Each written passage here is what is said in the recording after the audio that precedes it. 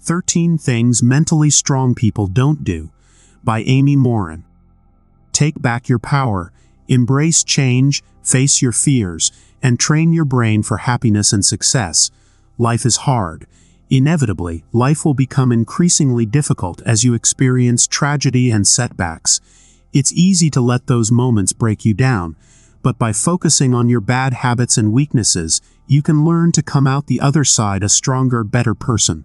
To become mentally strong, there are 13 habits to avoid, such as resenting other people's success and dwelling on the past. Instead, Morin provides practical strategies to help readers avoid the 13 common habits that hold them back. Like physical strength, mental strength requires healthy habits, exercise, and hard work. Throughout 13 Things Mentally Strong People Don't Do, Morin shows how to embrace a happier outlook on life and how to deal with life's inevitable hardships, setbacks, and heartbreaks. Keep listening to learn how to achieve greater mental strength and achieve overall success and happiness. Introduction. Morin worked for more than a decade as a psychotherapist, helping clients identify their talents, skills, and support systems. She would then address her clients' struggles through expanding on their strengths. It was an optimistic method, but it seemed to work. All that changed, however, when she experienced tragedy firsthand. Losing 3 people close to her in less than a decade, Morin found herself healing from grief, only to be pushed back even further, and going through a vicious cycle of grief once again. In the midst of these cycles, Morin realized that focusing on her strengths and ignoring her weaknesses was actually hindering her, more than helping her. If she wanted to emerge a stronger, better person, she needed to pay attention to the bad habits that held her back. Her hardships taught her that just a few bad habits can become a major setback and stall progress. So if you want to reach your greatest potential, you should learn to work smarter, not harder. Eliminate routines and habits that break down your mental strength, and learn the 13 things that mentally strong people don't do. Chapter 1. Waste time feeling sorry for themselves. It's inevitable that life throws us curveballs. At times, those curveballs become so devastating that it seems as if you'll never recover. Tragedies like illness and death are incredibly hard to bounce back from. However, mentally strong people don't let those moments hold them back. When life knocks you down, you need to learn how to get back up. For instance, author Morin unexpectedly lost her mother in 2003. Then, 2 days before the 3rd anniversary of her death, Morin's 26-year-old husband suffered a fatal heart attack, and just 7 years later, she lost her father-in-law. With 3 deaths within a decade, Morin could have easily thrown herself a pity party. She could have let herself fall victim to her circumstances. But Morin realized that wallowing in her problems or exaggerating her misfortune would be detrimental to her mental health. That's because self-pity keeps you focused on the problem and holds you back from developing a solution. Instead, mentally strong people focus on gratitude versus self-pity. The inspiring example of Marla Runyon shows how gratitude and mental strength are important when life hands you a bad deal. At the young age of 9, Runyon was diagnosed with Stargardt's disease, a degenerative disease that affects the eyes.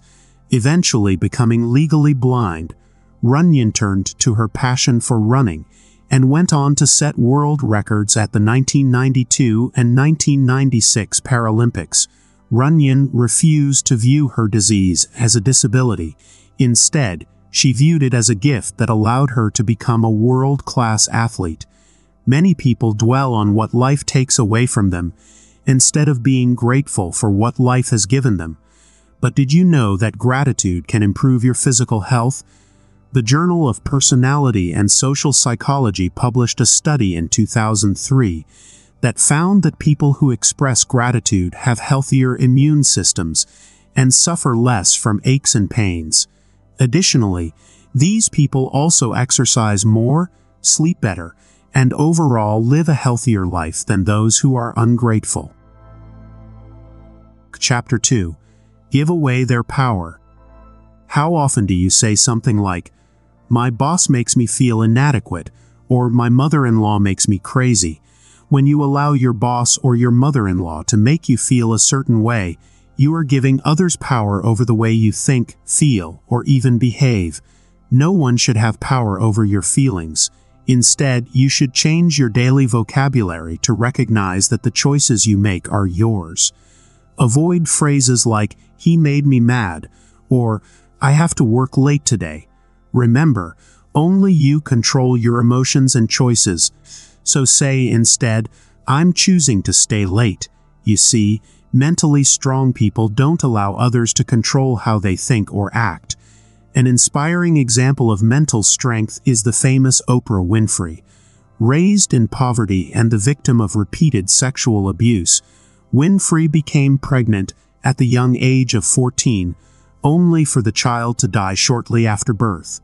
Wanting to grow up and change her circumstances, she worked and studied hard, which led to a job as a TV news anchor. However, Winfrey still experienced failure when she was fired for being considered unsuitable to be on air. Had Winfrey listened to the opinions of others, she would have never accomplished all that she has today. Today, Oprah Winfrey has become a household name and developed one of the most successful talk shows to date. But how did she do it? One of the biggest factors in taking control of your feelings is forgiveness. When you hold on to anger and resentment, you allow others to limit your ability and disrupt your life. Therefore, it's important to forgive others for their transgressions and place your focus back on you. Similar to how gratitude improves your health, those who practice forgiveness see psychological benefits as well. For instance, when people forgive others, their blood pressure decreases and their hearts beat more calmly. Additionally, those who practice unconditional forgiveness are likely to live longer lives. Chapter 3. Shy away from change. How do you view change? Do you embrace the way the world changes, or do you find that you're simply stuck in your old ways? The way you view change can play a significant role in your mental strength. If you make excuses to avoid change, you will find that your life stays stagnant and progress will never be made. Instead, it's important to mentally embrace change, prepare for the challenges, and commit to change to find success. An incredible example of a mentally strong person who embraced change is that of Judge Greg Mathis. As a teenager, Mathis was problematic and found himself in and out of jail. However, when he learned that his mother was dying, he promised her that he would turn his life around. Once he was released from jail, he got a job at the local McDonald's and worked towards getting accepted to Eastern Michigan University. After graduation, he worked towards law school, but he was barred from working as a lawyer because of his criminal past. Many people may accept this and simply find a new path or give up. Mathis, however, didn't let this obstacle stand in his way. Instead, he sought change and found other ways to serve the city of Detroit. After working as a manager for Detroit Neighborhood City Hall, Mathis and his wife founded a non-profit organization that aimed to help young people find work. Soon, Mathis was elected to become a judge by the people of Detroit despite his criminal past. Mathis believed that anything was possible, and he embraced the change that came his way. Morin believes that once you realize that your past does not control you, you can then begin to make your way through the 5 steps of change. Break. Pre-contemplation. At this stage, people become introduced to the need for change. They might not recognize the consequences of staying the same themselves and must be convinced by others. For example, a doctor might convince a pre-contemplative person to develop an exercise routine by explaining the health risks and consequences of keeping their current habits. Break. Contemplation.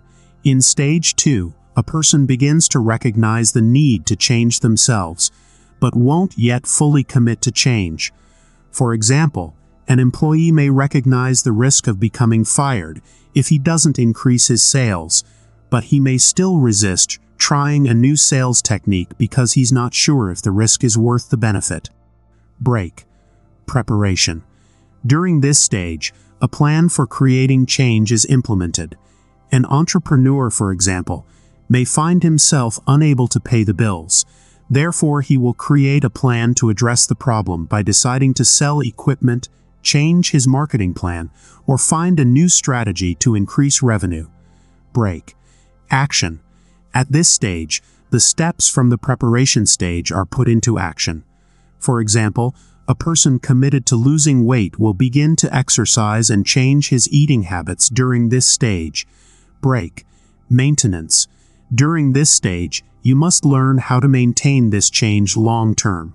It's important to monitor your progress and plan ahead for possible obstacles and pitfalls that may lead you to go back to your old ways.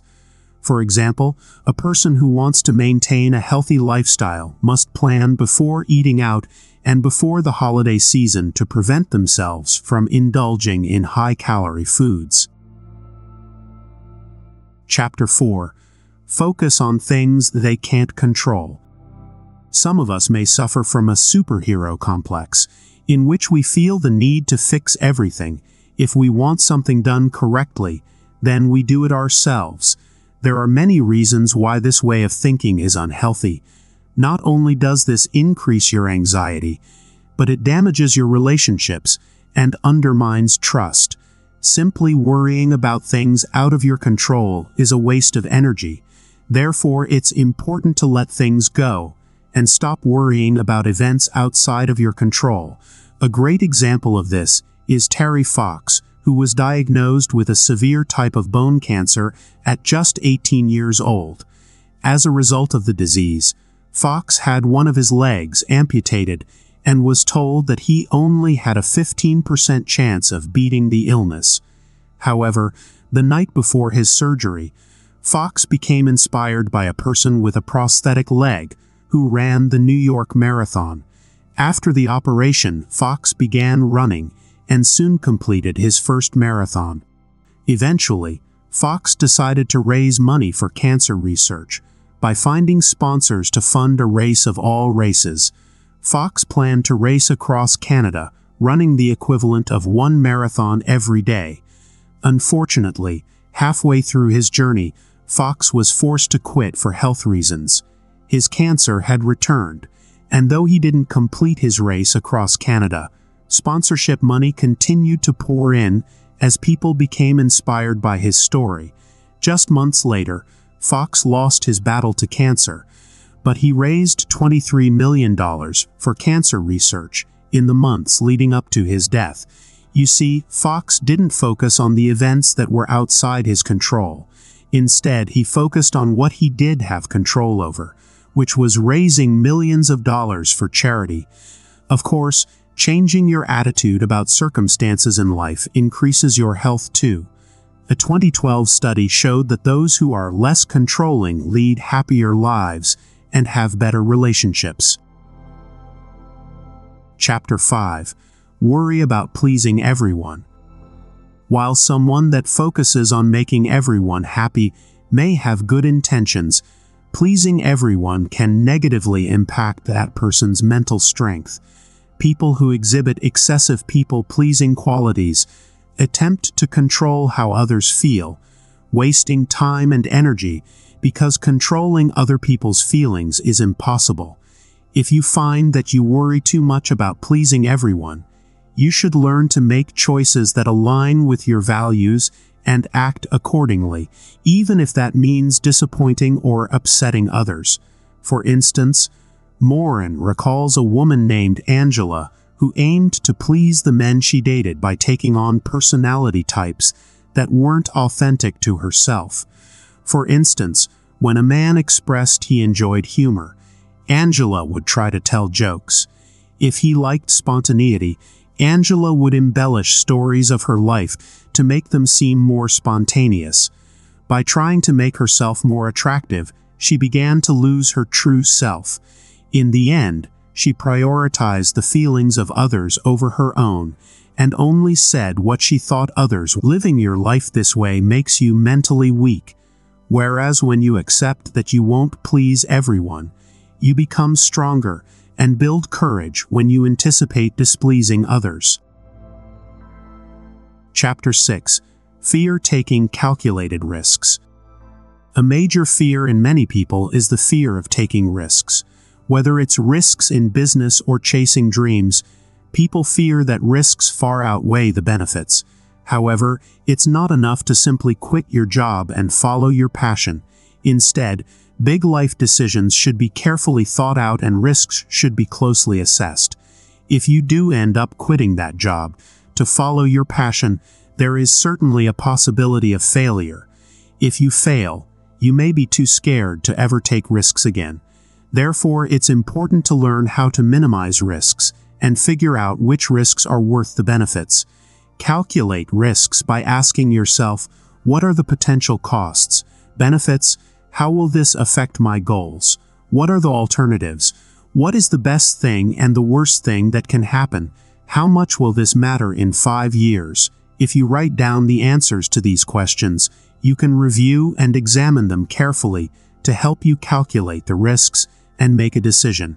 Of course, taking risks doesn't have to be making life decisions. We can look at the example of a famous psychologist, Albert Ellis, who was terrified of talking to women because of the embarrassing risk of rejection. After giving some thought about the consequences of rejection, he concluded that it's not that bad to be rejected. So he started talking to women. Every day, Ellis would travel to the local botanical garden and sit next to women who were sitting alone. Out of the 130 women he sat next to, 30 of them left as soon as he sat down. For the remaining women, however, Ellis would engage in conversation and then invite them on a date. Out of those 100 women, only one woman accepted his offer to go on a date. That woman didn't even show up for the date, but Ellis realized this didn't matter. Instead, Ellis discovered that he had no reason to fear rejection, and he let his irrational fear prevent him from talking to women for far too long. Taking risks and stepping outside of your comfort zone makes you stronger. So if you're looking to build your mental strength, look at what is holding you back. Perhaps those risks aren't as scary as you once imagined. Additionally, begin to practice taking risks and facing your fears. If you are scared of flying, get on that plane. If you fear to speak in public, sign up for a class and just do it. Open yourself up to new opportunities and start facing your fears.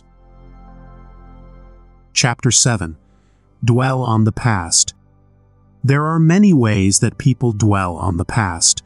Some ruminate about bad experiences that they believe are holding them back, while others romanticize about the good old days, both of which keep people from enjoying the present and living life to the fullest. Your past doesn't have to haunt you, as we learn from the story of Winona Ward. Now an activist and social worker, Ward was born in a small village in Vermont, where she grew up with a sexually and physically abusive father. Ward didn't tell anyone about the abuse, and at 17 years old, she got married and worked with her husband as a truck driver. She worked to free herself from her past. However, not all of her family members were as successful. She discovered later in life that one of her brothers was now abusing his own children. Ward knew she had to do something to help make a change and break this cycle of abuse. So she went back to university in Vermont and earned a law degree. She went on to found the organization Have Justice Will Travel, a mobile legal service for families who are dealing with domestic abuse problems. In the end, Ward didn't allow her past to get the best of her. Instead, she used her experience to learn, grow, and help others. The first step in moving forward from your past is to give yourself permission to enjoy your life. A traumatic past doesn't mean that you need to suffer forever. Additionally, when dealing with negative memories, Try to remember the lesson that you learned from the experience. Finally, aim to look at the situation objectively. Forgive past actions, and even forgive yourself to relieve the burden of carrying those negative emotions. Chapter 8. Make the same mistakes. Growing up, many of us are either embarrassed or even scolded when we make mistakes. We may feel embarrassed when we answer a question incorrectly, or we are punished when we bring home a bad grade. Therefore, we typically believe making a mistake is a sign of failure. However, mistakes are simply an opportunity for growth. A characteristic of those that are mentally strong is that they learn from their mistakes and take steps to ensure they don't repeat them in the future. You can look at the inspiring example of Roland Macy, who in the mid-19th century opened up a dry goods store in a small town of Massachusetts. Macy, however, made the mistake of choosing a quiet location, which meant he struggled to get customers in the door. So, he decided to take action and organize a large parade through the town. Unfortunately, the day of the parade saw such torrential rain that nobody showed up, and Macy was forced to close his business. Macy vowed he wouldn't make the same mistake again, so the next time he opened a Macy dry goods store, he chose a prime location in downtown New York. The store became a huge hit, and Macy's now has locations all over the world. Every year, the massive chain holds the Macy's Thanksgiving Day Parade, which is one of the most popular, highly anticipated parades of the year. In the end, Roland Macy learned from his mistakes, which allowed him to create one of the most successful department store chains in the world. Morin advises that to avoid making the same mistake, study it. Ask yourself, what went wrong? What could I have done better? And what can I do differently next time? Additionally, it's important to acknowledge your mistakes and accept responsibility. In the end, you'll put yourself in control and begin building your mental strength. Chapter 9. Resent other people's success. When you see a colleague receive a promotion or see a family member buy a house you can't afford, feelings of envy may come to the surface. While this may be normal, feeling jealous of others' success eventually leads to resentment, which can distract you from your own path, making you feel as if you are a failure. And while envy is a common trait, it is far from healthy. Instead, overcome your envy of other people's success and learn how to use their success to your benefit. Let's take the example of Milton Hershey, whose employee H.B. Reese began building a rival candy company in the same city while still working in Hershey's chocolate factory. Hershey, however, didn't become angry or resentful. Instead, he gave Reese his full support and allowed Reese to use Hershey's milk chocolate for his experiments. Throughout those experiments, Reese created a peanut butter cup surrounded by Hershey's milk chocolate. Instead of viewing each other's company as competition, the two men celebrated their successes and used one another's power to their advantage. They supported their strengths, and in the end, they both built incredibly successful businesses. Throughout their lives, the two men continued collaborating, and after their death, the two companies finally merged. So what can you learn from the story of Hershey and Reese? When people enjoy and celebrate success, they attract other successful people, which then creates opportunities for collaboration and continued success. Chapter 10. Give up after first failure. A major fear that many people experience is the fear of failure. Many will avoid failure at all costs, so they fear taking risks. However, almost every story of success begins with a long road of failure and perseverance. Simply put, those who succeed simply view their failures as stepping stones for improvement. One of the best examples of never giving up is, perhaps, that of Thomas Edison. One of the greatest inventors in history, Edison is best known for inventing the light bulb. However, did you know that Edison had many other inventions that were complete failures? There was also an electric pen, and even a ghost machine. Of course, you've probably never heard of these.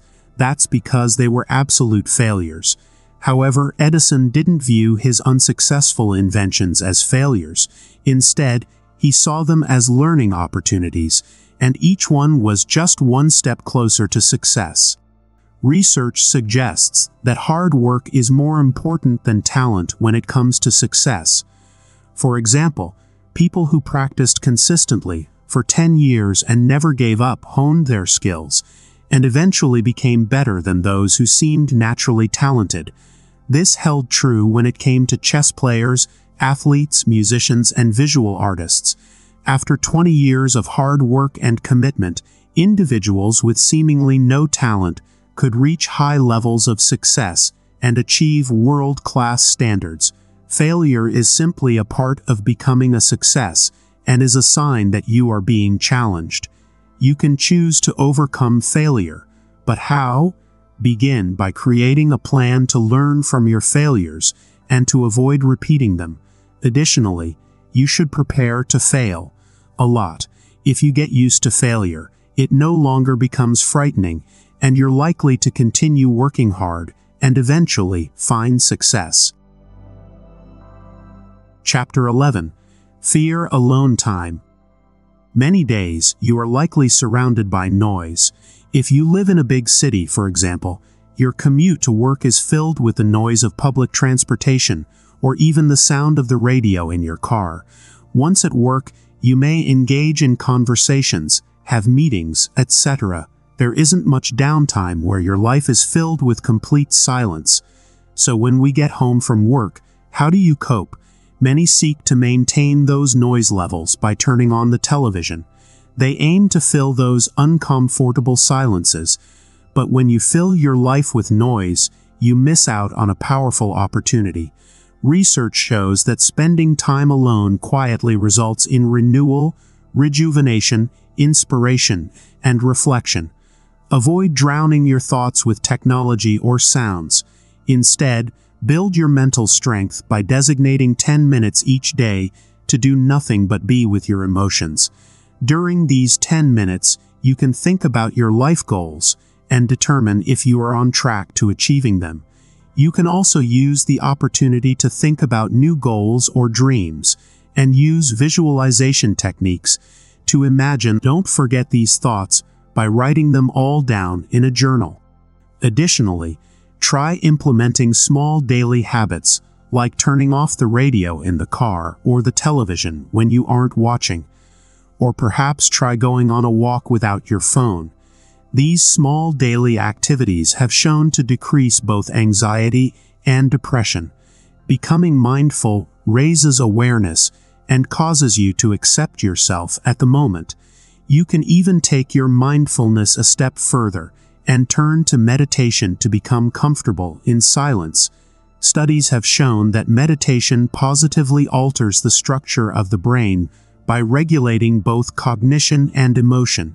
Even more, meditation has been proven to have positive effects on those who struggle with breathing difficulties, tumors, insomnia, chronic pain, and cardiological problems. Learning meditation and mindfulness increases both your quality of life and helps you become comfortable with solitude. Chapter 12. Feel the world owes them anything. Many children nowadays grow up with parents praising them for every small success. Of course, it's natural for parents to put their children on a pedestal. However, when parents fail to teach their children to accept responsibility, those children grow up to become entitled and believe the world owes them something. You can look at the example of Ethan Couch, who in 2013 killed 4 people while driving under the influence. At the time, Couch was a teenager living in Texas with wealthy parents who coddled him rather than teaching him responsibility. Therefore, his lawyers actually argued in court that Couch suffered from affluenza, a condition in which he was too privileged and therefore couldn't take responsibility for his actions. Shockingly, The lawyer's defense worked, and Couch simply received probation and a rehabilitation sentence versus prison time. However, it's not just wealthy parents who teach their children this sense of entitlement. You, too, have probably found yourself giving advice to your friends that sounds like, "Don't worry, something better will come your way," or "You deserve something good to happen after everything you've been through." Instead, you should focus your advice on what your friends can do for themselves, rather than simply expecting the universe to give them something. Mentally strong people refuse to believe the world owes them anything and focus on giving, not taking. Activist Sarah Robinson, for instance, was diagnosed with a brain tumor when she was just in her early 20s. During the year and a half that she battled cancer, she spoke with many cancer patients and realized that many drove hours a day to receive their treatment. She knew she needed to help, so she ended up founding an overnight house near the medical facilities. Despite Sarah's death just a year and a half after her diagnosis, Sarah's house continues to house those that need a place to stay after treatment. Chapter 13. Expect immediate results. Patience is certainly a virtue when it comes to finding success. However, many people become frustrated when success doesn't happen right away. This can be proven through a study completed in 1972 that looked into how successful people were at keeping up with their New Year's resolutions. Turns out, 25% of participants abandoned their resolutions after just 15 weeks. In a study in 1989, that number went down to just 1 week. So why can't we maintain our resolutions? First, we tend to set unrealistic expectations, which makes us more likely to quit when those expectations aren't met. Next, we must accept that change is not easy, that it will take hard work and dedication to reach your goal. Additionally, avoid creating a fixed deadline to reach your goal. It's nice to have an approximate idea, but when we fail to reach a goal in the predicted 8 weeks, for example, we get discouraged and give up.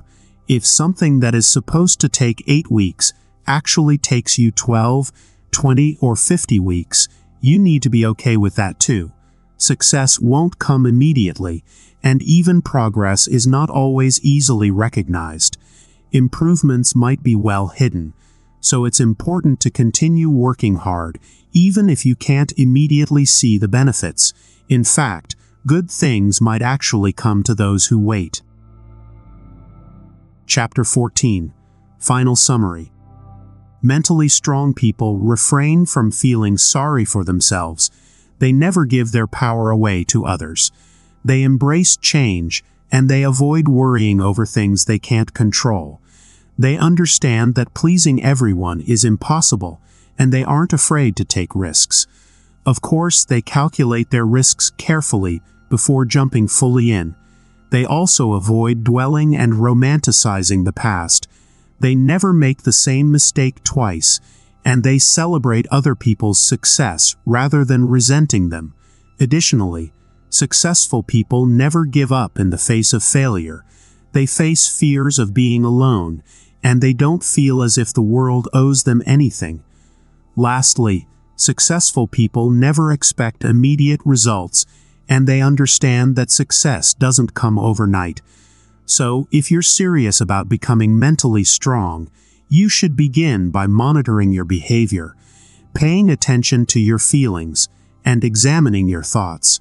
By looking inward, you can determine where your weaknesses lie and work on strengthening yourself and your mind.